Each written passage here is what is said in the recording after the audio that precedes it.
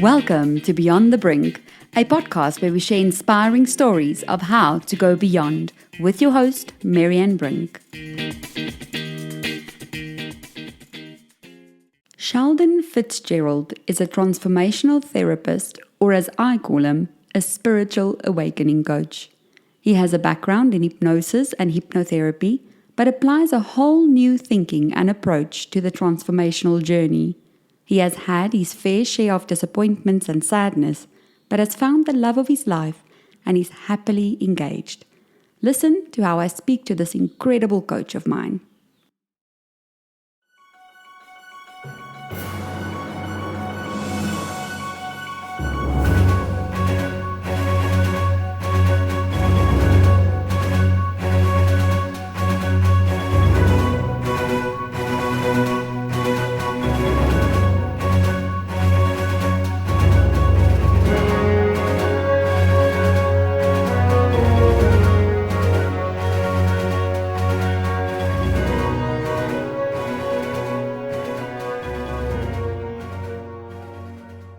Hi, Shaldon. How are you? Hi, Marianne. I'm very good. How are you doing?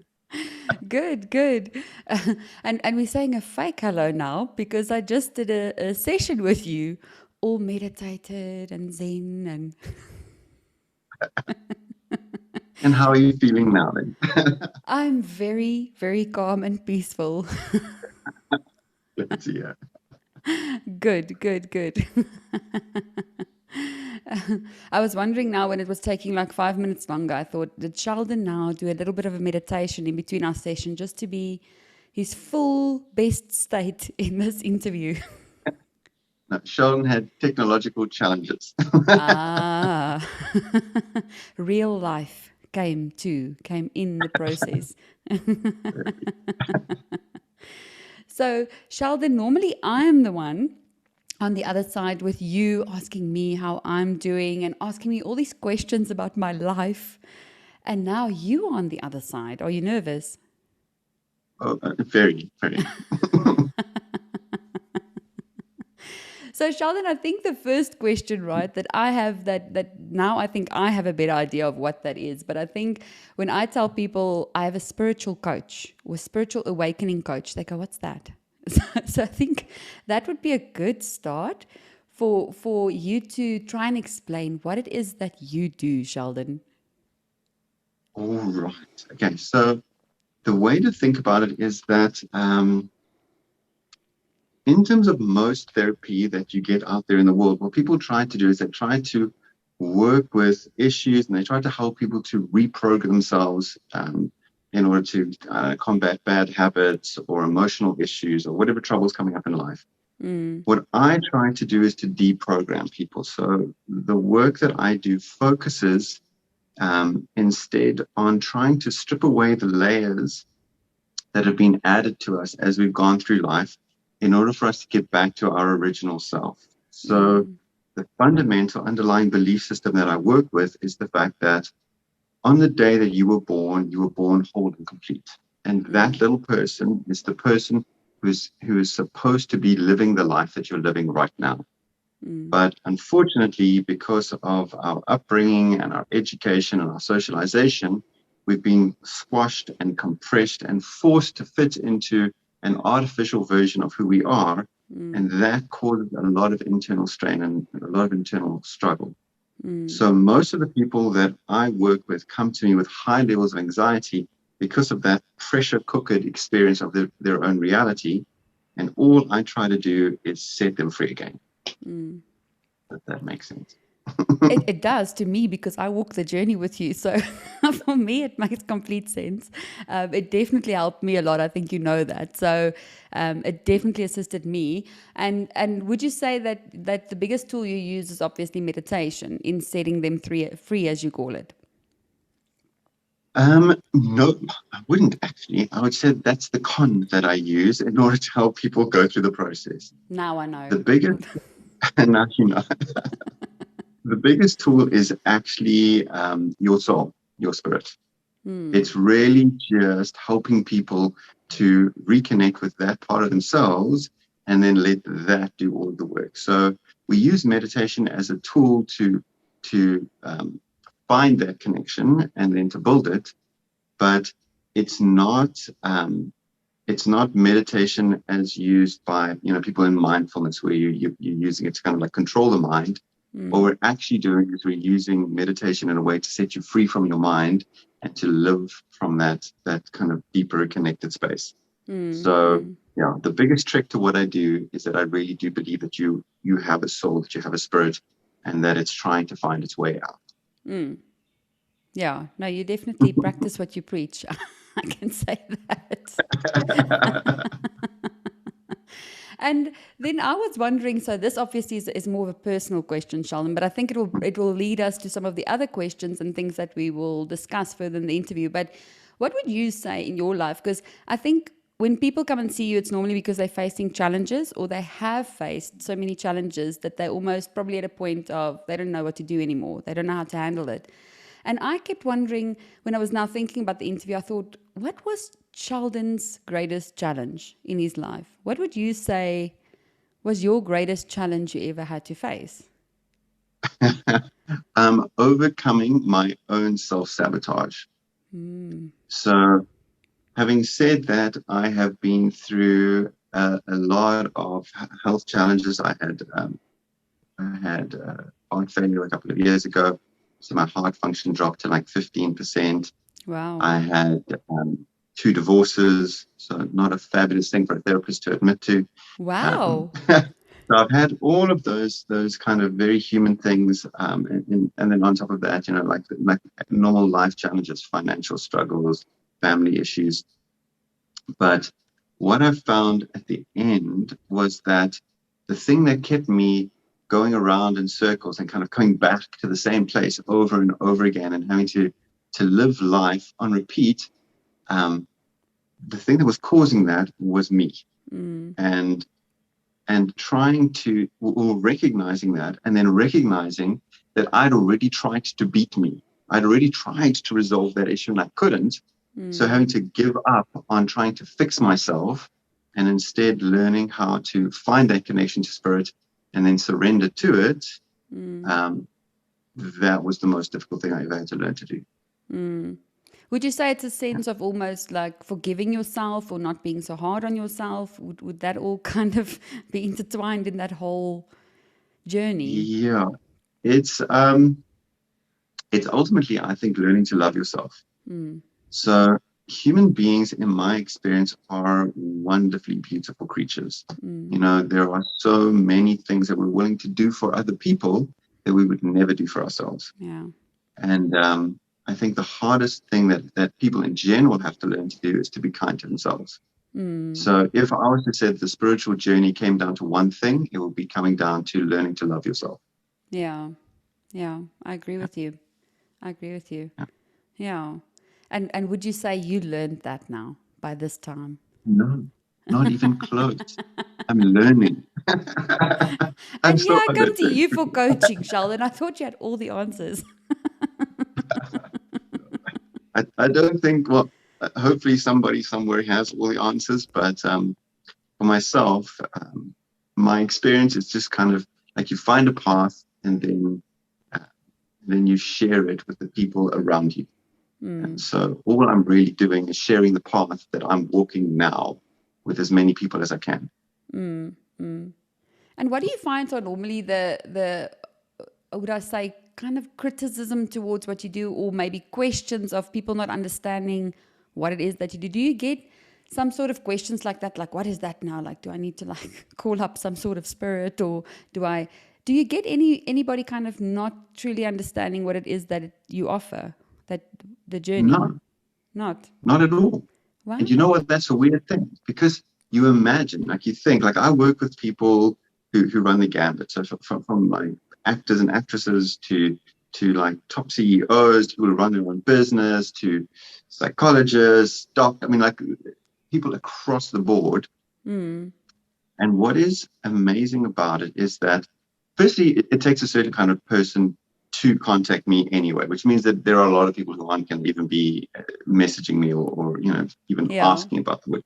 Yeah. But the ones who come to me because of an intuitive sense that what they're trying to do is find something that they lost. Yeah. And they don't care whether I call it soul or spirit or true self, because what they understand is that those are labels for something that everyone has. And so, weirdly enough, the challenges that I get from my clients are much more around how to integrate that into their lives. So it's much more like, okay, well, now that I've found this peaceful space, how do I then deal with my boss? Or how do I deal with a world that doesn't quite understand this version of myself? Yeah. But generally the people who come to me because of I'm guessing some sort of spiritual calling, some sort of intuition that says to them this is the right place to come. So I'm very lucky, I think, in that way, actually. Yeah. Because I wouldn't know what to tell people who weren't being called to it, to be honest. Yeah, I would love to hear you explain that properly. But yeah, I think I agree with you that with me now having walked the journey with you, I think what has it been, 3-4 months, I think, that I've been seeing you. Yeah, possibly even a little bit longer than that. Maybe even 6 months. Yeah, No, 6 could be. Yeah. So with a bit of a break. With a bit of a break, and then I realized, maybe my journey's not complete fully. Myself is lost again. But I find that with everyone that I'm interviewing, and even talking to people, that I don't, formally interview you officially and record it, I just love talking to people, and especially about challenges and what it takes to get beyond a challenge. That's why it's called Beyond the Brink. But I find that I guess, by walking this journey with you, that I figured out basically, as you were explaining, that we are our own worst enemy, in a sense, that is our biggest challenge. That's what it comes down to. So if I hear whatever challenge someone is going through, whether it's on Beyond the Brink, on an interview, or just randomly talking to people, it doesn't really matter what challenge it is.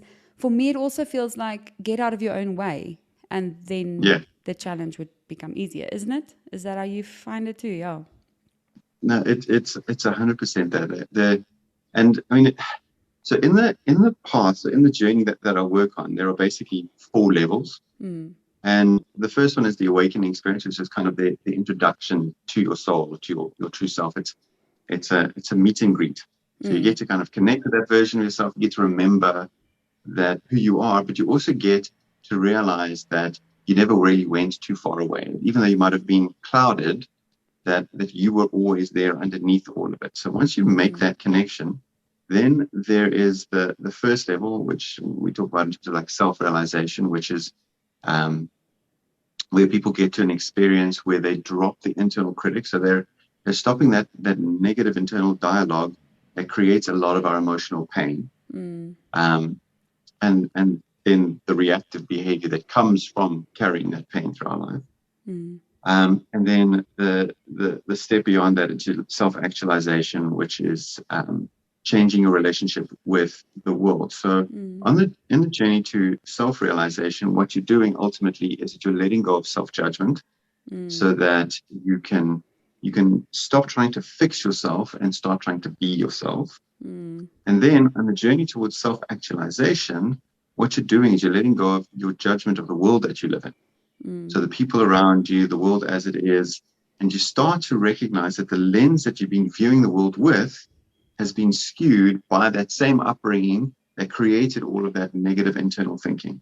And so once you drop that stuff, you really do get to see that the world that we live in and the people that are around us are loving, caring, want the best for us. The world itself is just constantly giving us gifts. And exactly like you said, it's not about trying to create or to force our way into life.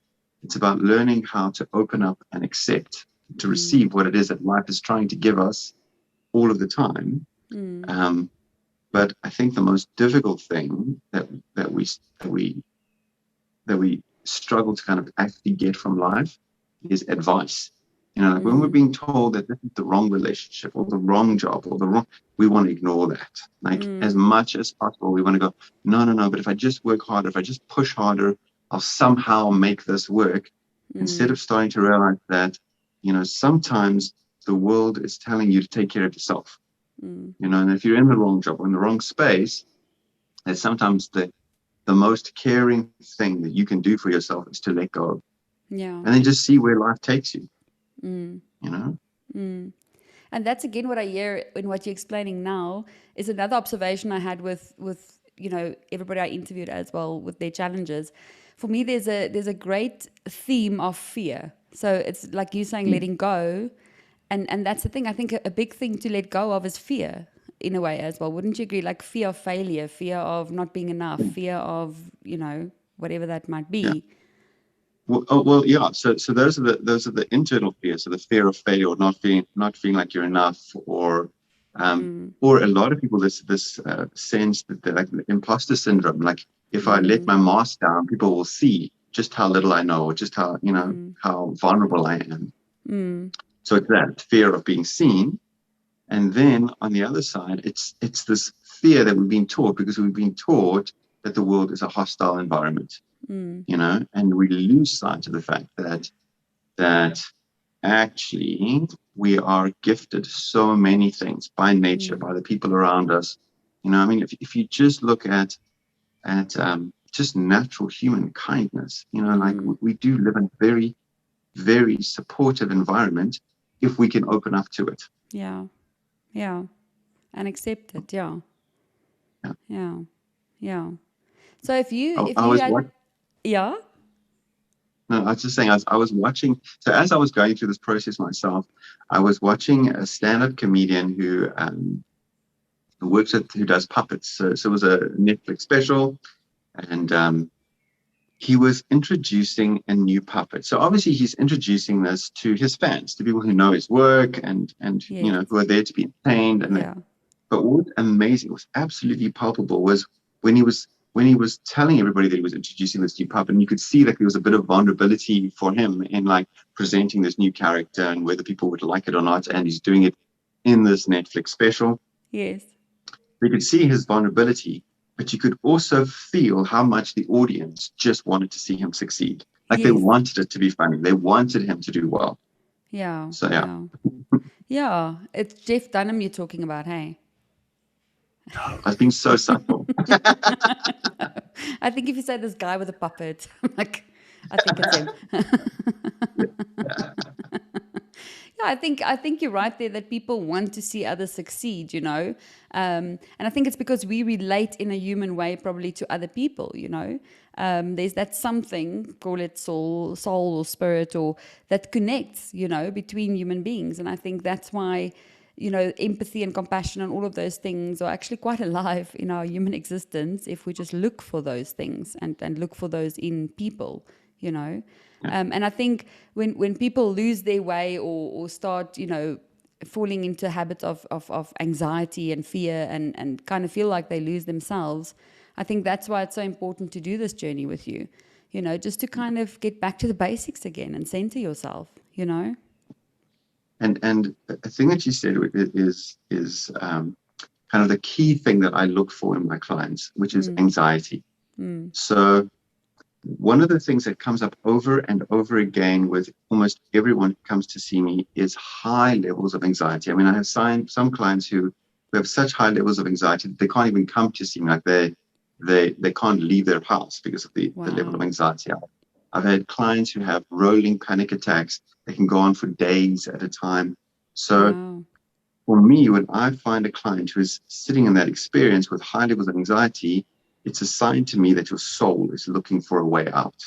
Like it's desperate and it's getting to that point where it will literally do anything. So it is making your life a misery because it is bouncing around inside of there trying to break out of this cage that ultimately we put ourselves in.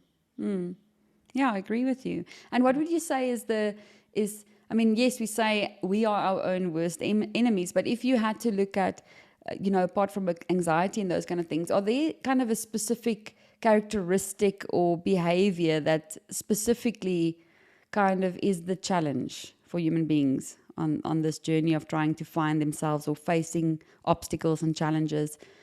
What would you say there is something like that? The biggest, there are two. The two biggest things I think that people have to overcome is one, that we live in a world where everyone has the answer. So, so if you go on YouTube or onto the internet and you say that you've got whatever problem, then you have everything from people wanting to sell you medication to tinctures to this technique, to this breathing thing, to that massage. There are a million solutions for every single problem. And I think that one of the big issues that people face when trying to resolve their own issues is to find a path that works for them.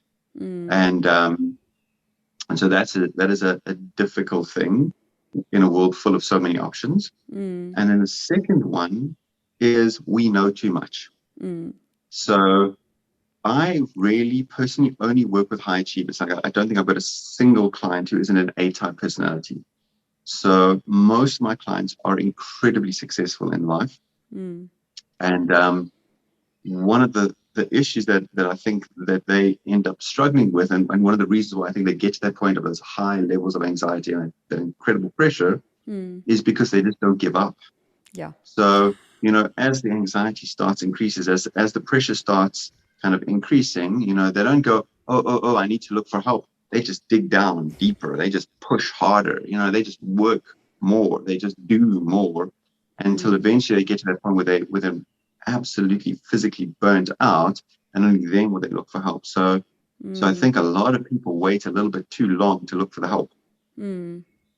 So would you say if someone watching this had to now kind of look for signs to say, okay, maybe it's about time to maybe contact Shaldon or someone that can help you finding yourself, what would be your typical signs? Okay, so I hear anxiety, definite sign of you kind of losing yourself. So if you are sitting there and you're watching this right now and you think that you just want to get back to who you really are, like if you have that feeling inside, then it's time to contact me. If you are sitting in your life and you are trying, in particular, like maybe in work or relationships, to move forward, and you keep finding that you keep getting knocked back to the same place over and over again, and you're kind of stuck in that repeat, then it's probably time to try to contact me. Because in my experience, that is your soul letting you know that there's no amount of work that you can do.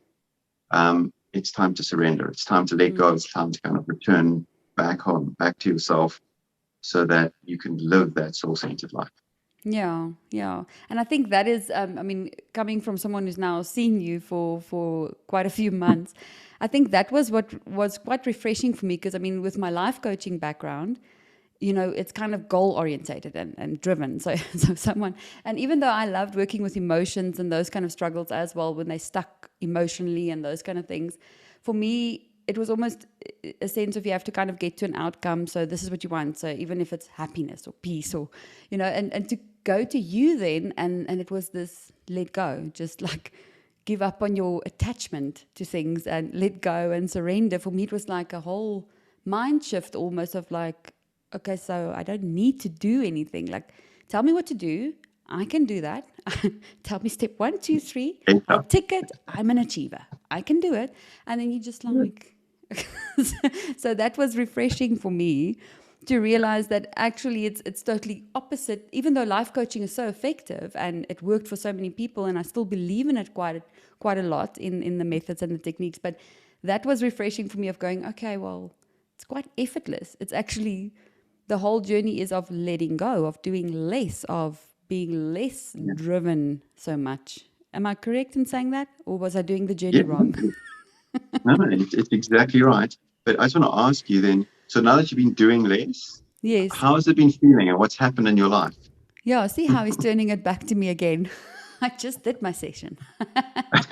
But yeah, it definitely, it's more peaceful, and it's calmer in a way. So for me, even though it was so weird when you said it earlier in our session of saying, when you feel this way that I'm feeling now, you feel like you're more capable of doing more. So you almost take more on because you feel more energetic and you feel more alive and you feel more, you have a zest for life. So, but then you tend to take on more again in a way. So, but there's a peace and a calm in it. It's almost as if I'm not so focused on an outcome that much anymore. I'm almost going, okay, I'm going to do everything that I feel is necessary to do, and then que sera, sera. It's like, let me see what happens, and if I can't do anything about it, it is what it is. Then it's meant to be. Yeah, there's more peace in it, in a way, in the outcome. It's not like I'm really trying to make it go my way, Yeah. Yes, you're accepting that life has a plan as well. Yeah. And the more we can play with life as opposed to trying to enforce our idea on it, the more peace and harmony we experience. And that's ultimately what this path is about. It's about harmony. Finding that connection to yourself, finding that connection to the people that you care about, finding that connection to the work that you're doing, finding that connection to the world that we live in, and then be able to be just comfortably happy. I think a big thing I've learned on my journey from you or with you was expectations. That was a big thing for me. So like letting go of the attachment to expectations of myself, of a situation, of people around me. I think that was probably the biggest thing for me in the whole journey that's what came out for me the most, was that you have these expectations of how life's supposed to go. If I do everything I'm supposed to do, then obviously it must go that way.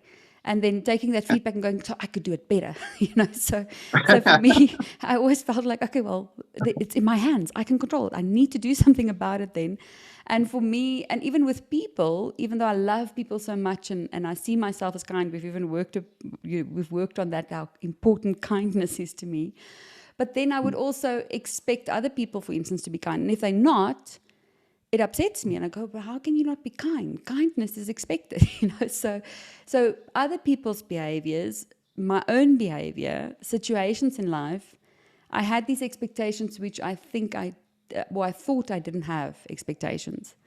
But they were there, and it was almost stressing me out and making me anxious and disappointing me along the way.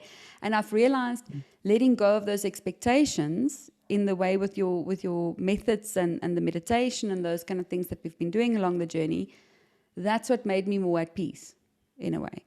Yeah. Not expecting anything and just embracing the day, Yeah. And then you find people are kind, not because you expect them to be, but just because they are, weirdly enough. Yeah, they are. They are. If you look for it, that's what you see, Yeah, it's like seeing the glass half full or half empty, For me, it's like that. So if you look from a perspective of kindness, then you start seeing it more, Yeah.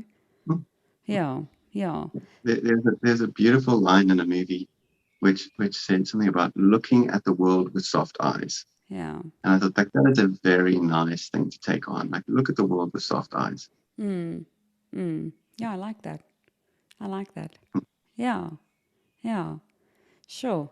Okay, so with you now, would you say then everybody that comes to see you that goes on this journey, would you say that's a magic fix? And I think I know the answer already, so that's why I'm asking it, probably for myself and everybody else. It's like, yes, now I'm all Buddha, Zen, Jesus. I'm like, it's all we like one with the world.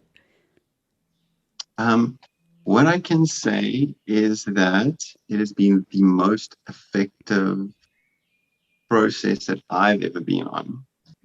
So it has allowed me to build on my strengths, to build on my relationships, to help my life go to the next level, simply because I wasn't working against myself.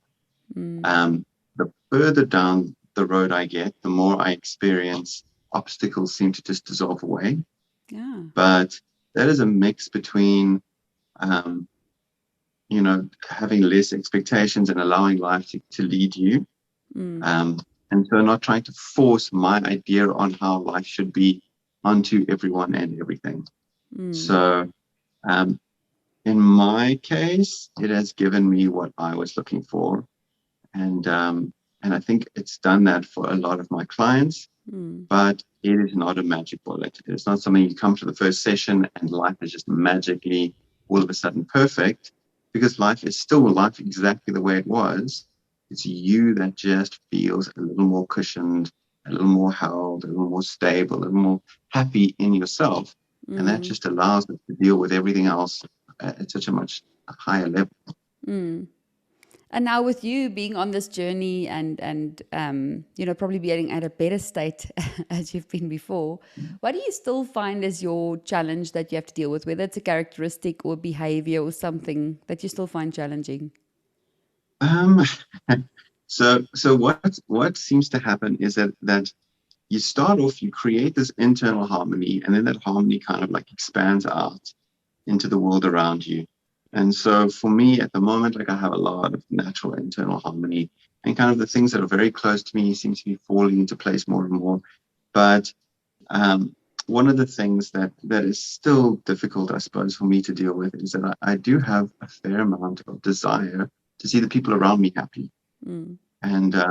And so it just kind of expands out. So it becomes less and less about making myself happy and more about kind of wanting to expand that happiness into the space around me.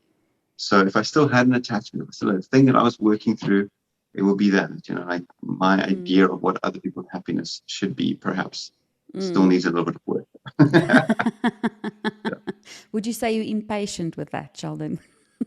I won't say I'm impatient, full stop, which is why I like this part. It's so quick. Yeah, I know we were discussing earlier about kids and so forth, and you mentioned something about patience. I was like, yes. So Sheldon's still working on that. Patience is not my thing. You're trying to put me on the spot here. No, I'm definitely what not can patient. I say? The tables are turned now. A-type personality, like I like results. Exactly. I like to see progress in life. Exactly. And you know what surprised me the most actually with this whole coaching journey is before COVID and the pandemic, and I always, even though we could do video calls as coaches and do sessions that way, I always found face to face was more effective. For me as a coach, I wanted to literally be able to read your body language and like do sensory acuity and like feel where I'm going with this coaching session. And even though I did, Zoom and video sessions and those, I always felt like it wasn't so effective. And the weirdest thing is when I was now at that point, because here's the thing, and that's why I agree with you that you get to a point where you go, I'm desperate. I just need to get to myself now. Because that's exactly the point where I was. So I had all the life coaching tools. I knew them. I was teaching them. I was practicing them. I even went to therapy. I do all these mindfulness things. I do yoga. I YouTube all these mindful things. I read these books. And still at some point, I just didn't have the answers. And I was getting frustrated. And I went, how much more do I have to do to get there? Like, seriously. And the weirdest thing is I was looking for someone and I didn't know what I was looking for. I knew I didn't want a therapist or something like that. But so I don't even know how you came up on the search. I actually don't even know what I searched for, but it must have been some sort of, I don't know, out of body experience that I was just searching for whatever. And you came up first. And then it was in Cape Town and I thought, oh, good. That's now great. So the first one that comes up that kind of spoke to my soul is now in Cape Town. Now I have to do these video call things, which is so impersonal, and I want results, and I'm not going to get it on a video call. It's going to take longer, and that surprised me, I must say. To do a video call and walk this journey, and it was just as effective, if not better. And it still works. It still works, and that shows you just need to show up, I think, for the journey. Yeah. And that is a nice thing. That was one of the things that COVID did show us. At this point, probably way more than half of my clients are international, and probably only not even 20% are in Cape Town. So it did shrink the world and kind of allow this work to get out to a lot more people, which is been a nice it's great. Nice it's shift. Great. Yeah. And in your experience, if you look at this now, with me always asking about challenges and, how you get through it, and I know what your answers are about how to get through it, but what would you say in general for someone that finds themselves on the brink, that needs to go beyond the brink? If you had to answer that, what would you say? What does it take to go beyond the brink of any challenge? Ask for help, which means that you have to check your own ego, because it's a difficult thing for a lot of people to ask for help, especially high achievers. And then be willing to let go of the old version of yourself in order to find who you were meant to be. Because this constructed version of ourselves that has gotten us through most of our life, realistically is the thing that is now standing in your way. It's time to let go. Yeah, so it's basically saying free fall over the cliff, over the edge, over the brink. Literally let go and just jump and have faith. And that's the funny thing. I mean, with us talking now about this and letting go and attachments and having expectations, that is the weirdest thing. Is I find that if I let go and I don't want to control something so much, it turns out better actually than me trying to control. That I have definitely noticed. Yeah. No, I can honestly say for myself that, like, I am far more successful now than at any other point in my history in terms of just trusting the flow and just being led to where I need to be. But it's also measurable for my clients, like to see how far and how fast they move once they stop trying to control every single situation that they're in. Like there's a lot of benefit in learning how to live from what it is that we all say. I mean, there's almost nobody out there who's watching this who doesn't think that they have a soul. But how many of those people know how to contact that version of themselves, and how many of them then trust that and can live from that, instead of what most people do, which is where we live from our fears and our anxieties and our worries and our minds and need to control and manipulate every situation in order to be safe, in order to be okay. Yeah. And I think another important question to also ask you, because I've walked the journey now, so I know the answer, but I think, it's good for you to put it out there. I think a lot of people, especially if they're religious, right? Because I think that's what people think when they hear spiritual awakening or there's meditation involved. They think, okay, it's a Buddhist thing, or it's like a, How would you answer that? Because I now know, obviously, walking this journey, that it's got nothing to do with the religion. But, how would you answer that if someone was now watching this and go, oh, but I'm really like a born-again Christian, that only believes this. Would this not now send me off my religious path or something? How would you answer that? So firstly, the process that we do is really about letting go. So there's no adding a belief system. So it doesn't affect anyone's belief system. If anything, it tends to strengthen people's religious beliefs, because it deepens their connection to their soul, to their truth. But I think the easiest people to answer it for would be parents, because when a baby's born, like, as a parent, you can see who they are. You can see fully who this little person is and what they're capable of. And then you watch as they grow and how life just pushes in on them and takes away their creativity, their joy, their willingness to take risks, whatever it happens to be. And you see how those things are taken away. And this process is really just giving you back to yourself. So a lot of the terminology we use is in and around spiritual awakening and connecting to your soul, connecting to your true self, your essence. But that is because language is a clumsy thing. And you need to be able to express something in a way that people can get it or can understand it. So as to separate this from psychology or from mindfulness or from, the millions of meditation apps you can find out there, we've needed to kind of try to explain it in a way that resonates with something inside of people. But I promise you, it's not the words that count. It's the feeling. Like, if you can feel what I'm talking about, then this is the right thing for you. And at the end of the day, the very first session that we do connects you to that part of yourself. And then the journey is about building a relationship with something that's tangible. And it is a tangible thing. Like, it's not this idea or this light that shines in your head. I mean, it's a tangible thing that you get to connect with in the first session. Yeah, I must say that was, I remember I came out of the session, I said to my husband, wow, this blew my mind.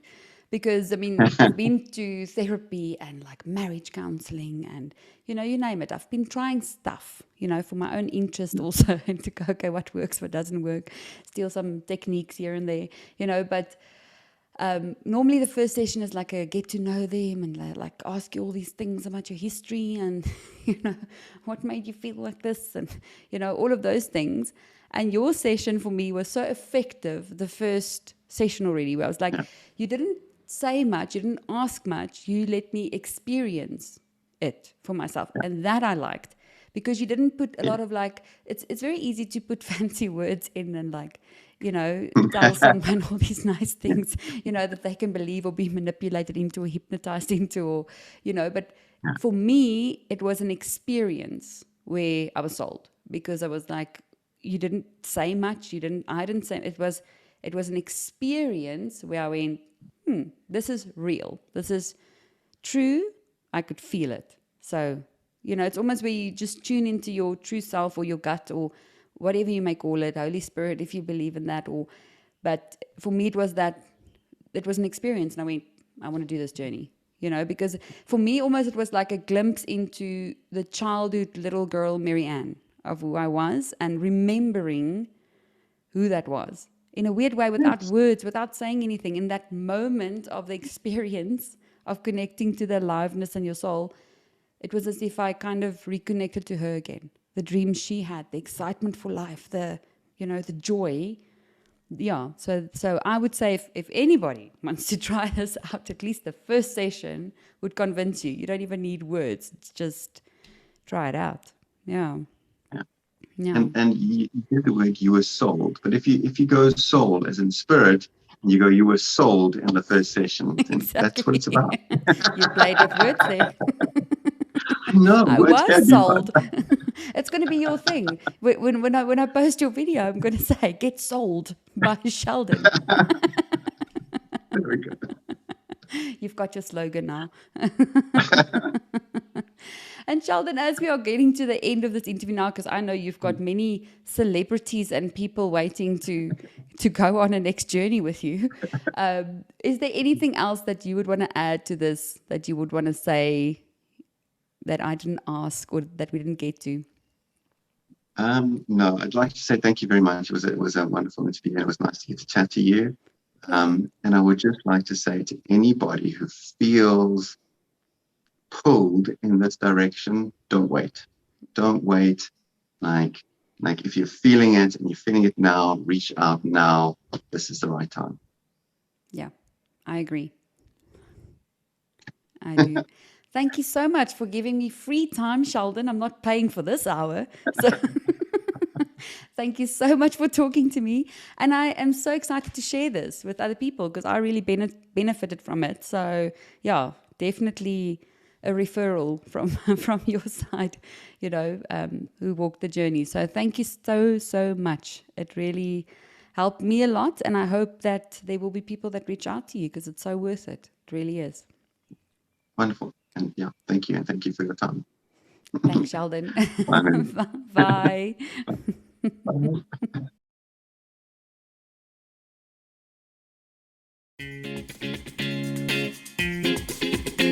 Thank you for listening to Beyond the Brink with Marianne. If you have an inspiring story or you know of someone who has one, please contact me. You can find me on social media such as Facebook or Instagram or email me directly.